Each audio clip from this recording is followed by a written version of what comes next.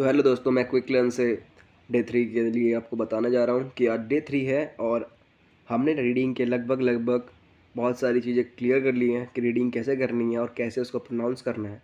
अगर आपने वो दोनों वीडियोस देख ली हैं तो आप इस वीडियो में आगे बने रहें और थोड़ी से टाइम के अंदर ही आप रीडिंग सीख जाएंगे। तो स्टार्ट करते हैं। देखो, आज का टाइटल है हमारा हिंग्लिश रीडिंग। ठीक है, हिंग्लिश क्या होती है? हिंग्लिश बेसिकली क्या होती है कि जो इंग्लिश होती है ना और हिंदी होती है उसका कॉम्बिनेशन होता है।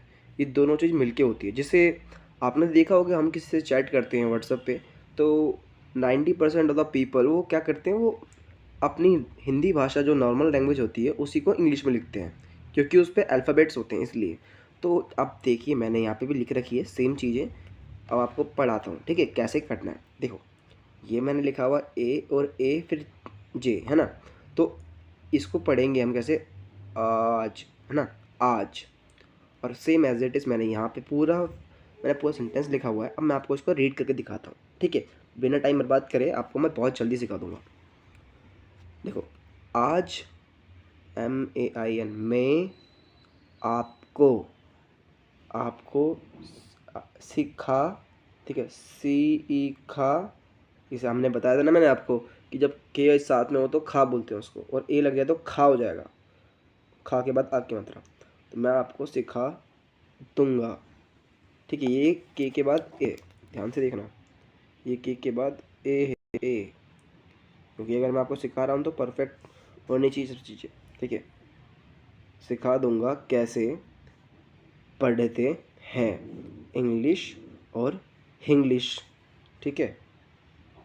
ये लिखती मैंने के ओ को। समझ में आ गया आपको? देखो, ज़रूरी नहीं है कि हम लोग एकदम एज इट इज़ लिख के ही पढ़ें। हमारी लैंग्वेज थोड़ी डिफरेंट हो सकती है काफ़ी और अलग लोगों से, ठीक है। हम जो लिखते हैं, हमारे लिखने का तरीका अलग होता है, लेकिन मतलब वही रहता है, ठीक है। इंग्लिश तो कोई चेंज कर नहीं सकता, इंग्लिश तो इंग्लिश ही रहेगी, है ना। अब इंग्लिश को अगर कोई और इंसान ई के बदले इंग्लिश लिखेगा, IN, है ना, तो वो एक उसकी मूर्खता है। हम तो अपनी नॉन से, हमारे नॉलेज है जो, उस नॉलेज के बेस पे हम लिखेंगे ना। तो ये छोटी सी चीज़ थी। अगर आपने सिर्फ इतना सा ही समझ लिया है, और मैं आपको डिटेल में समझाता हूँ। देखो अभी कैसे। अगर हम किसी भी शब्द को पढ़ेंगे ना, तो पहले उसको तोड़ के समझते हैं, ठीक है। जैसे मान लो, ये मैंने आज तो बता दी, अब इसको देखते हैं। डी को डा बोलते हैं ना, डा, दो, डा और दा दोनों बोलते हैं, ठीक है। डूंगा तो देखो आपको पता ही होगा, डूंगा तो हो नहीं सकता, तो दूंगा ही होगा ना। दो, ठीक है। देखो, DUN, ठीक है। डू, दो, उ, न, ग, आ, दूंगा, ठीक है। ये हो गया दूंगा।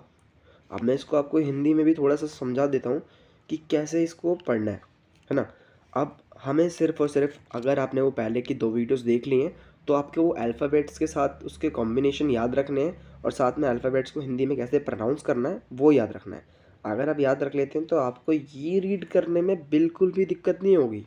ये तो खैर हो गया हमारा इंग्लिश का।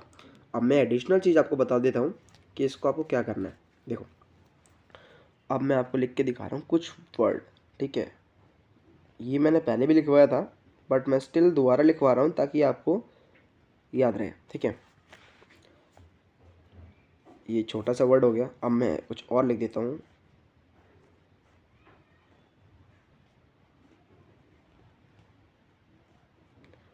मैं कुछ चीज़ें और सिखा दूंगा आज आपको, जिससे आपको बहुत हेल्प मिलेगी, ठीक है।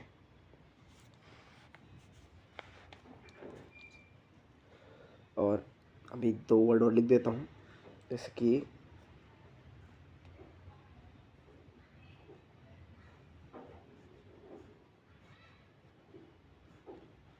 ठीक है, एक ये हो गया, और एक लास्ट वर्ड जो रहता है वो मैं लिख देता हूँ, जैसे कि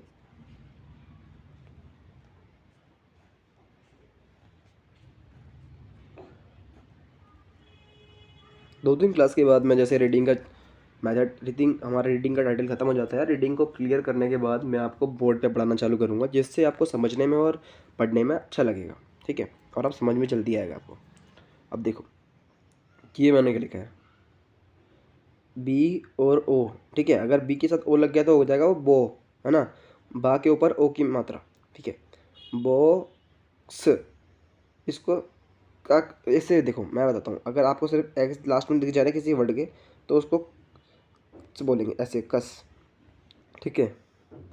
एक्स, ऐसे हमने एक्स लगाया ना, लेकिन अगर लास्ट में सिर्फ एक्स लिखा है तो उसको हम ए हटा देंगे, सिर्फ कस होगा, ठीक है। देखो ये हो गया हमारा बा के, ये हमारा हो गया बा, फिर बा के ऊपर ये हमारी ओ की मात्रा ना, देखो क्या हो गया। अब हमें पूरी तरह से लिखेंगे इसको तो ऐसे हो जाएगा ये आधा का और सा, ठीक है। ये हो गया बॉक्स। देखो अगर आपको हिंदी आती है तो इंग्लिश पढ़ना आपके लिए कोई बड़ी बात नहीं है, क्योंकि एक लैंग्वेज को सीखने के लिए दूसरी लैंग्वेज आना ज़रूरी है, तभी तो मैं आपको उस लैंग्वेज में समझाऊंगा ना जो आपको आती है, ठीक है। जैसे कि सीधी सी बात मान लो कि अगर आपको हिंदी आती है तो ही आप कोई और लैंग्वेज सीख पाओगे इंडिया के अंदर रह के भी। अगर आपको हिंदी आती है तो ही तो आप दुकानदार को जाके बोलोगे ना कि मुझे सामान दे दो, तभी तो आपको सामान देगा। अगर आपको हिंदी ही नहीं आती सामान मांगोगे कैसे, है ना। फिर तो मुश्किल हो जाएगा उसके लिए समझना और आपके लिए भी समझाना। तो वही चीज़ है, आपके लिए समझना ईजी तब होगा जब आपको हिंदी में अच्छी तरह आती है।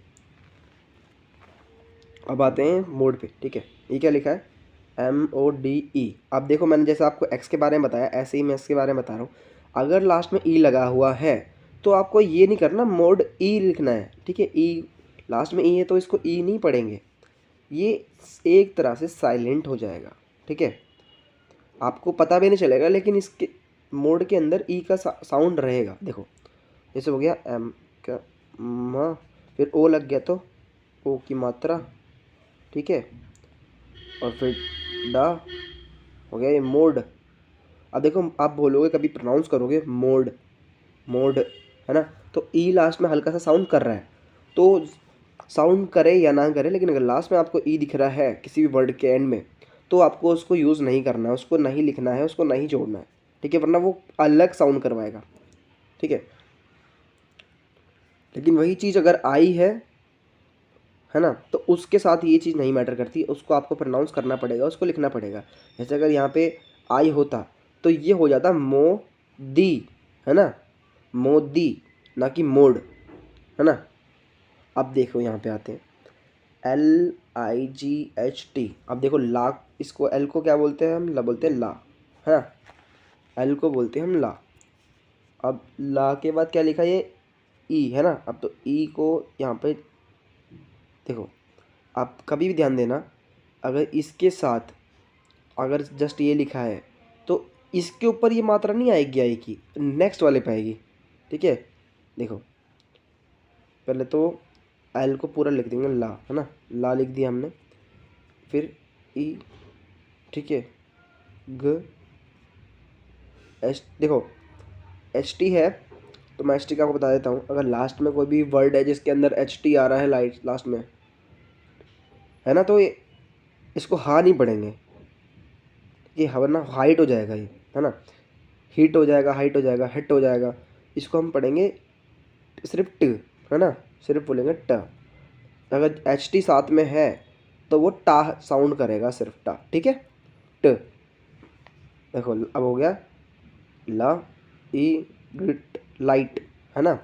अब ये लाइट है, ठीक है, समझ में आया आपको। देखो ज़रूरी नहीं है कि एकदम परफेक्ट सीख पाओगे आप एकदम से इससे, लेकिन हाँ ये आपको 90% श्योरिटी से कह रहा हूँ कि आप बहुत नज़दीक पहुँच चुके हो रीडिंग। अगर आप सिर्फ इतना भी रीड कर पा रहे हो तो आप खुद देख लेना पहले आप क्या कर सकते थे और आप अब क्या कर पा रहे हो, ठीक है। अब इस पे आ जाते हैं लास्ट पे। देखो क्या लिखा है, BUTTER, ठीक है। अब देखो अगर कभी बीच में डबल वर्ड आते हैं, डबल अल्फ़ाबेट आते हैं किसी वर्ड के अंदर, तो कैसे इसको प्रोनाउंस करना है। देखो बी का बा, है ना, यू, इसको हम क्या पढ़ेंगे अ, ब अ टा, डबल टी होगा, ठीक है। जब भी डबल टी होगा तो उसको टा पढ़ेंगे, ठीक है, टा से टमाटर, ठीक है, ये टा हो गया। फिर होगा देखो, और एक बात और ध्यान रखना, ये कॉम्बिनेशन होता है।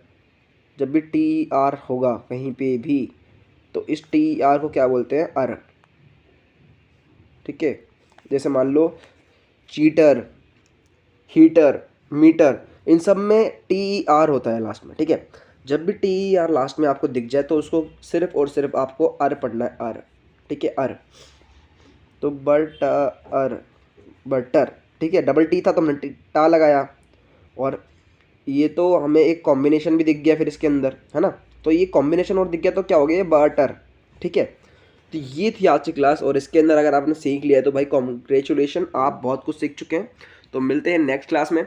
और आज की क्लास में आपने रीडिंग को लगभग कंप्लीट कर लिया है। अब कल से सिर्फ प्रैक्टिस बचेगी, कुछ और सीखने के लिए नहीं बचा है रीडिंग में, ठीक है, सिर्फ कल से प्रैक्टिस है। तो मिलते हैं नेक्स्ट वीडियो में। अगर वीडियो में समझ आया हो, पसंद आया हो तो सब्सक्राइब कर देना।